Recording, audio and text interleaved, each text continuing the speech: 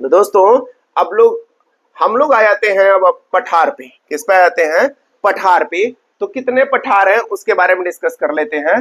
देखिए, सबसे पहले बात करें तो बुंदेलखंड का पठार। सबसे पहले बात करें तो बुंदेलखंड का पठार, उसके बात करें तो बघेलखंड का पठार। तो बुंदेलखंड वाला रीजन है, बघेलखंड वाला रीजन है। इधर दोस्तों मालवा के पठार वाला रीजन है। कौन सा है? मालवा के पठार का रीजन है। इधर दोस्तों दक्कन का पठार का रीजन है। नीचे आपका कर्नाटक पठार या धारवाड़ के पठार के नाम से जाना जाता है। दोस्तों याद रखिएगा, इधर तेलंगाना का पठार हो जाएगा, इधर दंडकारण्य का पठार हो जाएगा, ये आपका छोटा नागपुर का पठार हो जाएगा, इधर से आपका शिलांग मेघालय वाला पठार दोस्तों हो जाता है। ठीक है ना? तो इतने पठार है दोस्तों, इनके बारे में कुछ हम लोग और जानकारी ग्रहण करते हैं कि ये क्या है।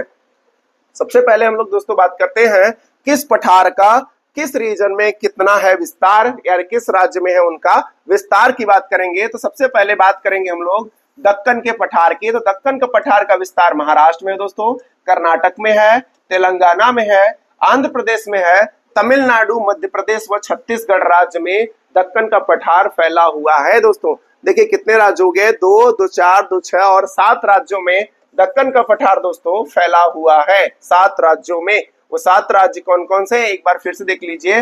महाराष्ट्र है, कर्नाटक है, तेलंगाना है, आंध्र प्रदेश है, तमिलनाडु है, मध्य प्रदेश है व छत्तीसगढ़ राज्य में दक्कन का पठार फैला हुआ है। ये बात आपको ध्यान रखना है। छोटा नागपुर पठार की बात करेंगे तो झारखंड, उड़ीसा, छत्तीसगढ़ व पश्चिम बंगाल जैसे राज्यों में छोटा नागपुर पठार फैला हुआ है। दोस्तों याद रखेंगे, छोटा नागपुर पठार की सर्वोच्च चोटी आप लोग कमेंट करके बताएंगे क्या है। ये 4 राज्यों में फैला हुआ है छोटा नागपुर का पठार। मेघालय का पठार सिर्फ मेघालय में विद्यमान है, जिसे शिलांग के पठार के नाम से जाना जाता है। तो ये बात आपको जरूर याद रखना है। अब मालवा का पठार जो है मध्य प्रदेश व राजस्थान के रीजन में फैला हुआ है। मालवा मध्य प्रदेश व राजस्थान में फैला हुआ है। मालवा मध्य प्रदेश व राजस्थान, मालवा मध्य प्रदेश व राजस्थान में फैला हुआ है। बुंदेलखंड पठार की बात करेंगे तो मध्य प्रदेश व उत्तर प्रदेश। दोस्तों याद रखिएगा, बुंदेलखंड जो है आपका उत्तर प्रदेश व मध्य प्रदेश में फैला हुआ जो है पठार है। जबकि बात करेंगे बघेलखंड की बात करेंगे तो बघेलखंड जो है पठार जो है आपका मध्य प्रदेश व छत्तीसगढ़ में फैला। देखिए दोस्तों, बुंदेलखंड याद रखना है कि उत्तर प्रदेश से रिलेटेड है, इसलिए उत्तर प्रदेश मध्य प्रदेश हो जाएगा। और इसी से मिलता जुलता बघेलखंड है तो उत्तर प्रदेश का पड़ोसी आपका छत्तीसगढ़ भी है, छत्तीसगढ़ है और मध्य प्रदेश भी है। तो बघेलखंड से याद रखेंगे कि मध्य प्रदेश व छत्तीसगढ़ के बीच फैला है बघेलखंड। लद्दाख के पठार की बात करेंगे तो लद्दाख केंद्र शासित प्रदेश में ही फैला है। कर्नाटक की पठार की बात करेंगे, धारवाड़ का पठार जिसे कहा जाता है वो कर्नाटक में ही है। और तेलंगाना की पठार की बात करेंगे तेलंगाना में ही है। और मारवाड़ की पठार की बात करेंगे तो ये मारवाड़ में ही फैला है। ठीक है दोस्तों, आगे बढ़ते हैं हम लोग। देखिए कुछ इस तरह से कुछ हमने लिया है। मालवा के पठार मध्य प्रदेश राजस्थान, ज्वालामुखी चट्टान है, चंबल बेतवा नदी का उद्गम स्थल है। ये चंबल बेतवा नदी का क्या है? उद्गम स्थल है। विंध्याचल के पठार की बात करेंगे तो मध्य प्रदेश, झारखंड, यूपी, राजस्थान में विंध्याचल पठार का विस्तार है और उत्तर भारत को दक्षिण भारत से ये अलग करने का कार्य करता है। जबकि मैकाल पठार की बात करें तो ये छत्तीसगढ़ में है और सर्वोच्च शिखर अमरकंटक इसी के अंतर्गत, मैकाल पर्वत जो अमरकंटक है दोस्तों वो मध्य प्रदेश में आता है और ये छत्तीसगढ़ में भी फैला है। ब्लॉक पर्वत का उदाहरण है, तो आप लोग कमेंट करके बताएंगे ब्लॉक पर्वत किसे कहा जाता है। और नर्मदा सोन नदियां जो है इसी से निकलती हैं। तो ये बात आपको ध्यान रखिएगा। छोटा नागपुर पठार के बारे में हम डिस्कस ही कर लिए। इसे भारत का रूर कहा जाता है और पारसनाथी इसकी सबसे ऊंची पहाड़ी है। ये भी बात आपको याद रखना है। सतपुड़ा का पठार जो है मध्य प्रदेश में स्पेशली फैला हुआ है और ज्वालामुखी चट्टानों से बना है ये। और इसकी सबसे ऊंची चोटी जो है वो महादेव पर्वत श्रृंखला में धूपगढ़ है। कौन है? धूपगढ़, जिसकी ऊंचाई 1350 मीटर है। पश्चिमी घाट की बात करेंगे, ताप्ती नदी के मुहाने से लेकर कन्याकुमारी अंतरीप तक है, यानी केप केमोरिन तक है। लगभग 1600 किलोमीटर में विस्तृत है आपका पश्चिमी घाट। एवरेज हाइट की बात करेंगे पश्चिमी घाट की तो 1200 मीटर जो है एवरेज हाइट है। गुजरात राज्य से तमिलनाडु तक ये फैला हुआ है। सर्वोच्च चोटी की बात करेंगे तो सर्वोच्च चोटी जो है महाराष्ट्र की कलसुबाई है और कुंद्रेनमुख भी इसी के अंतर्गत आती है। महाबलेश्वर भी इसी के अंतर्गत आता है और विल्सन पॉइंट भी इसी के अंतर्गत आता है। और यहाँ से 5 नदियों का उद्गम होता है महाबलेश्वर से। कहाँ से? महाबलेश्वर से। और कृष्णा, सावित्री, बेन्ना, गायत्री, कोयना, ये इस नदियों का उद्गम होता है आपके महाबलेश्वर से। तो ये बात जरूर याद रखिएगा। स्पेशली आप महाबलेश्वर जानते हैं किसके लिए, कृष्णा नदी की जानते हैं कि कृष्णा नदी का उद्गम जो होता है वो महाबलेश्वर से होता है। लेकिन आप ये भी जान लीजिए सावित्री और ये वेन्ना और गायत्री, कोयना, इन नदियों का भी उद्गम स्थल वहीं से होता है। कहां से? महाबलेश्वर। तो एक इंपॉर्टेंट पॉइंट है महाबलेश्वर, जिसकी ऊंचाई है 1438 मीटर। कितनी है?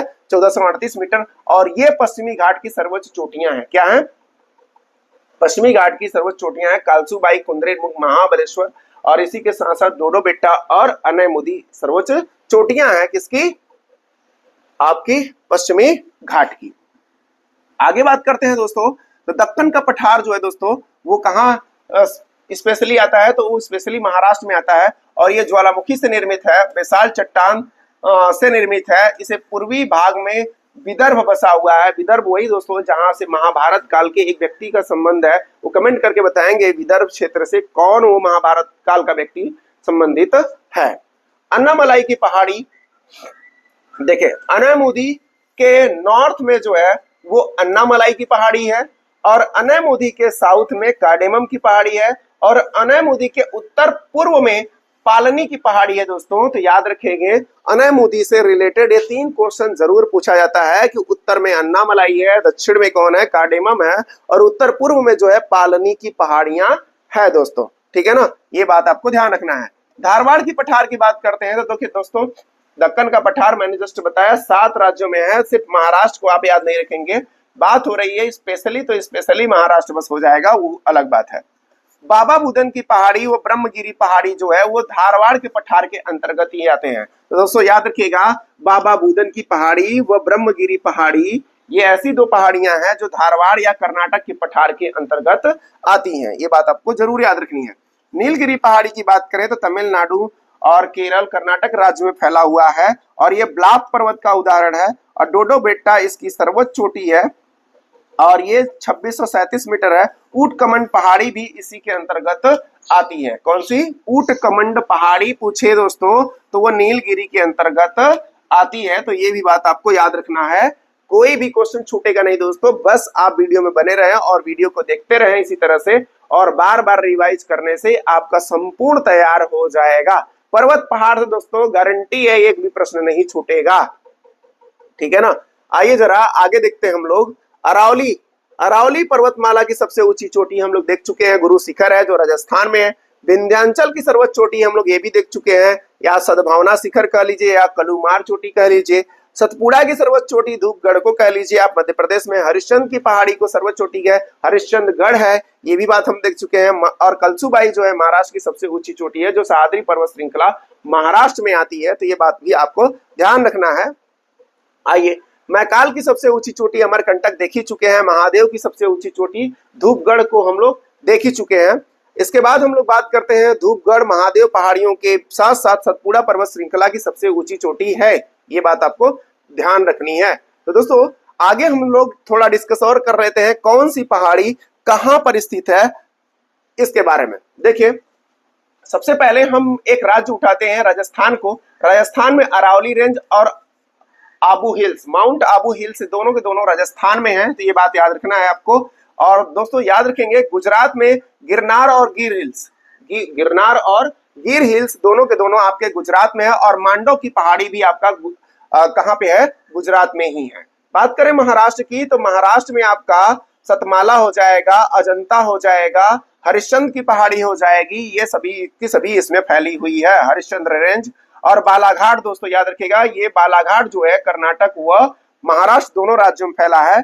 और नेक्स्ट है बाबा बुदन हिल्स जो है आपका कर्नाटक में है। और नीलगिरी पर्वत श्रृंखला 3 राज्यों में है, कर्नाटक, केरल व आपका तमिलनाडु राज्यों में फैला हुआ है। इसी तरह से अन्नामलाई व डोडो बेट्टा, ये दोनों हिल्स आपके जो है इन्हीं दोनों राज्यों में फैले हैं, यानी केरला और तमिलनाडु में।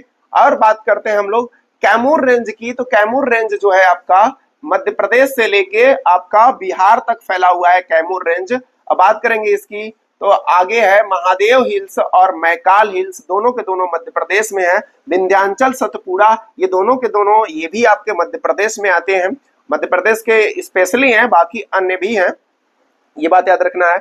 अगला वर्षुनाद हिल्स ये भी तमिलनाडु में आता है, और सिरुमलाई ये हिल्स ये भी तमिलनाडु में आता है। पालनी की पहाड़ी दोस्तों याद रखिएगा, ये इंपॉर्टेंट है। पालनी की पहाड़ी जो है ये भी आपका तमिलनाडु राज्य में है। सेवराय की पहाड़ी ये भी तमिलनाडु में है, ये भी एक इंपॉर्टेंट है। जावदी की पहाड़ी ये भी तमिलनाडु राज्य में स्थित है। और एक और हो जाएगा नल्ला मलाई दोस्तों, याद रखेंगे नल्ला मलाई आंध्र प्रदेश में है। और एक आपका छत्तीसगढ़ वाला हो जाएगा, ये मैकाल हिल है, छत्तीसगढ़ और मध्य प्रदेश दोनों में आता है, याद रखेंगे। और इधर रामगढ़ हिल हो जाएगा, रामगढ़ हिल जो है आपका ये झारखंड व छत्तीसगढ़ के बीच आता है। तो ये सभी के सभी जो है हिल्स आपको याद रखने हैं। और इधर के पूर्वी अगर देख लें हम लोग तो गारो खासी जयंतिया, गारो खासी जयंतिया हिल्स आपके मेघालय राज्य में आते हैं।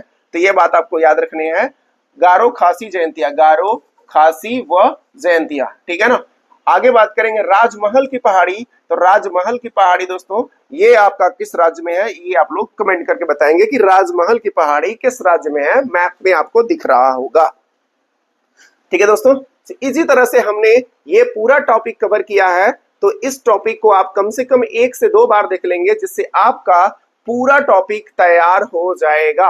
आपको कहीं भी कोई संशय नहीं होगी, आप अच्छे से चीजों को याद रख पाएंगे, ठीक है। चलिए ठीक है, कितना टाइम हुआ। पूरी वीडियो देखने के लिए वीडियो के नीचे डिस्क्रिप्शन बॉक्स में दिए गए लिंक पर क्लिक करें और पूरी वीडियो को वॉच करें। इसी तरह के वीडियो देखने के लिए प्लीज चैनल को लाइक एंड सब्सक्राइब करें। Thank you for watching.